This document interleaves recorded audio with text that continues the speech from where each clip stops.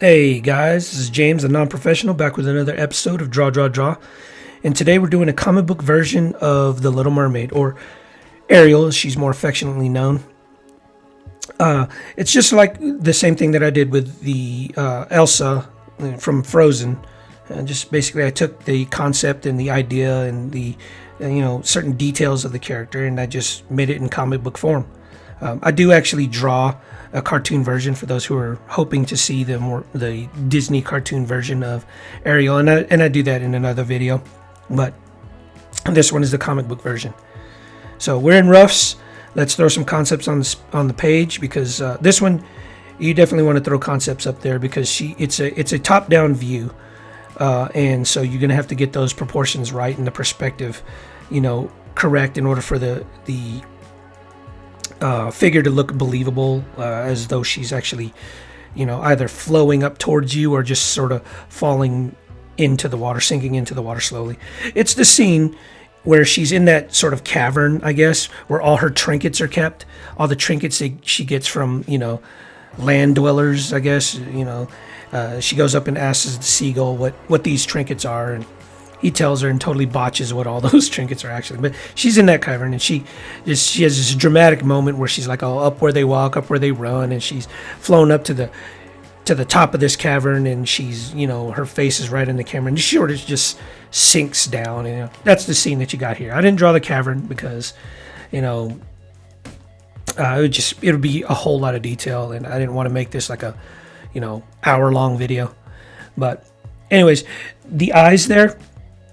It's important to understand there are different eye shapes that, I guess, portray a different type of character. If you're looking for something a little bit more innocent, a little more doe-eyed, then the tops of the eyes have to curve up. The tops of the eyes are going to be more circular. Now, if you want somebody a little bit more devious and even somebody more mature looking, the tops of the eyes are going to be a little bit flatter as opposed to just rounded, as you see there. And when that shows is an expression of, I guess, sort of aggression. If her eyes are slanted, if her eyes are a little flatter across the top, if her eyes are skinnier, it tends to make the character look a little bit more adult, a little older. So with Ariel, I can't remember what age she was, 14, 18, I don't know what she is in the movie, but she had these doe eyes, these big, innocent doe eyes. So that's what you draw. You draw a sort of flat bottom and then a half circle arch across the top of the eye. But and of course you're going to make her eyes fairly sizable, simply because the bigger the eyes are, the more Bambi-ish they look, like the character Bambi, or the more baby or young they look, because younger you are, the bigger your eyes are in proportion to the rest of your head. So you want to make the eyes sort of bigger. There's very few tips and tricks that you can use in order to make a person look really young, and eyes are a big part of that. One of the other things, like if you're drawing babies, of course you're going to draw their heads fairly big in proportion to their body, because babies are like that. Their heads are generally massive, in proportion to the rest of their body.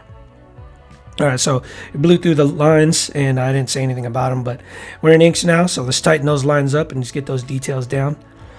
So you notice there that I did have her cheekbones drawn in the pencil stage, but I chose to omit the cheekbones in the ink stage, because the more lines, that's another trick that you need to consider when drawing young as versus older characters, is that the more lines that you put on the face, the older they look.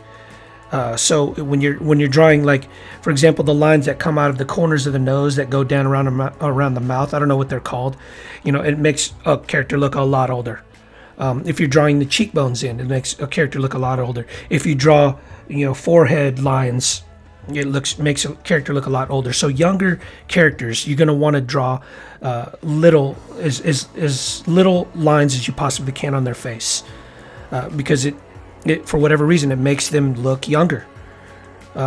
So in the pencils, it actually looked decent, and then when I tried to draw it in inks, those lines were the contrast was so stark that those lines was like a focus, and it made the character look older, and I didn't want that. All right, so I did make up this jewelry here. It's basically just a bunch of trinkets that she picks up from land dwellers, I guess. And she's got a little fork there, and the whatchamacallit, the keys and the spoon. All right, I'm gonna do those monotonous, boring, oh my goodness, just ridiculous scales over and over and over again. Yeah. So, anyways, I'm glad I got through that. She has smaller fins in the actual cartoon, her tail fins, but I went ahead and made them huge, a la, J. Scott Campbell when he draws Little Mermaid. He always draws those gigantic tail fins, and I always thought they looked cool. So, anyways, so there is perspective on the bubbles there because those bubbles are actually coming up towards the camera. So, if you notice, all the bubbles, the bubbles that trail off on the bottom are going towards her face because it's actually a vanishing point that is actually behind her. And the bubbles are just sort of flowing out from that vanishing point. So you get the little tails sort of going towards that vanishing point. Anyways, always remember your 3 P's: persistence, patience, perseverance. That's how you mature in any endeavor. Hey guys, if you like my content, please like or comment below. And if you want regular updates, please subscribe to my channel. Thanks for watching.